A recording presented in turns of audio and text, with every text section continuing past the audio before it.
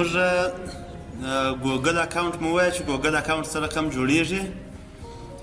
د دې لپاره چې تاسې خپل د ګوګل د یوزر چې دی یا کوم اکاونټ چې تاسو جوړ کړی دی د دې لپاره چې پاسورډ یې ورته چینج کړئ. د پاسورډ د چینجېدو لپاره کولی شئ چې راسئ سیټینګ ته. په سیټینګ کې پر اکاونټ امپورټ باندې کلیک کوئ، دلته پر چینج پاسورډ باندې کلیک کوئ. زوړ پاسورډ ورچئ. اول لپاره چې زوړ پاسورډ ورچوئ، مثلا احمد کاکړ، دا به نیکس کړمه. ښه، دا چې مې نیکس کړئ، ورپسې په دې ځای کولی شم چې نوی پاسورډ ورواچوم. نوی پاسورډ چې هر پاسورډ دې خوښ وي هغه کولی شئ چې ورواچئ او په دې ځای کې هغه پاسورډ کنفرم کړئ. یو وارې هغه نوی پاسورډ ورواچئ، د کنفرمیشن دپاره بیرته هغه پاسورډ به هم وارې ټایپوئ، د دې لپاره چې ته غلط شوی نه یې پکښې کې. د دې لپاره کنفرم پر کلیکوئ، نو پاسورډ یې چینجېږي. زه اوس پاسورډ نه چینجوم. صحیح دی؟ بله شاید ورته راشي، شاید ورته رانشي، خو هغه میسیج موږ په هغه صورت کې استعمالوو چې موږ پاسورډ مو درسره هیر وي او نسو داخلېدلی. بیا موږ د ټلیفون نمبر څخه استفاده کوو او یا هم شاید بکاپ ایمیل ادرس مو ورکړی وي چې هغه ته زموږ ایمیل راسي، کوډ راته واسي او بیا دغه ورته پاسورډ چینج کړو. زموږ د نن ورځې درس دغه د ګوګل ځینې اپلیکیشنونه دي یا د ګوګل لخوا څخه موږ تاسو وویل چې دا جیمیل چې دی دا اصلا ایمیل دی، یوه الکترونیک میل یا برقي خط چې موږ تاسو ته یاستوو. او جیمیل چې دی دا د ګوګل میل دی. د ګوګل لخوا څخه یو سرویس یا یو خدمت دی چې زموږ تاسو لپاره یې وړاندې کوي.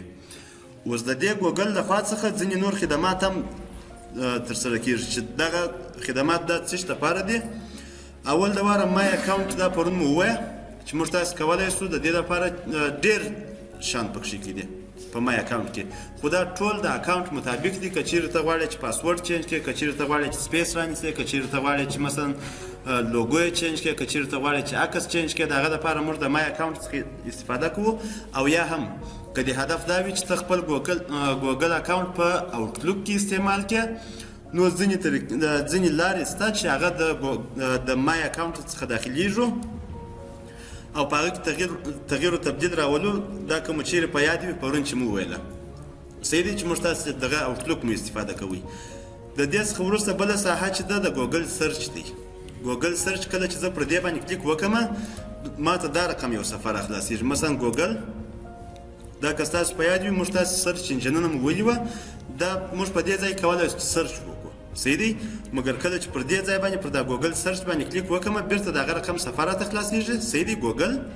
ګوګل سرچ یعنې دا د ګوګل د خوا څخه یو خدمت دی چې موږ ته یې وړاندې کوي او موږ تاسو کولی شو چې استفاده ځینې وکړو، سرچ وکړو. د دې لارې څخه کولی شو چې ویډیو سرچ کړو، کولی شو چې اډیو سرچ کړو، کولی شو چې کتاب سرچ کړو، کولی شو چې پی ډي اف، ډاکومنټ، اکسل، پاور پوینټ، هر فایل چې مو په کار وي کولی شئ چې د دې ځای څخه یې سرچ کړئ او هغه ته اکسس پیدا کړئ.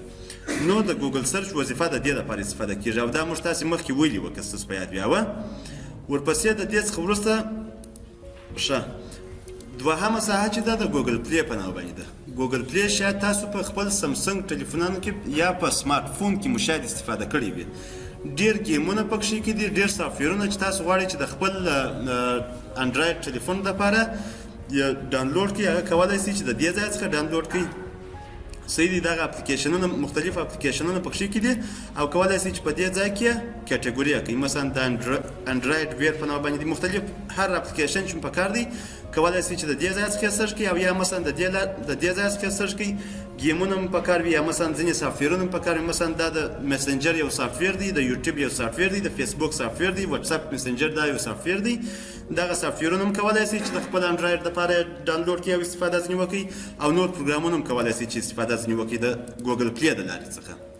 د دې څخه وروسته بله ساحه چې ده د جیمیل په نامه باندې یادېږي. کله چې زه پر جیمیل باندې کلیک وکړم بیرته ماته دغه ساحه خلاصېږي.